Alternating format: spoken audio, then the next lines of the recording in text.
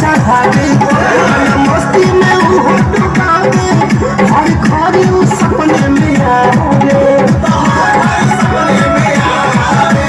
मनवा में रंगवा लगावे पूरा फगुआ के नशा चढ़ावे इतना मस्ती में वो डुबावे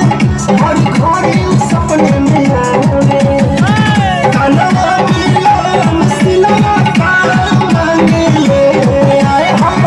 कनवा मिलन सिला पार मांगे सिला पाठा एगो भोजपुरिया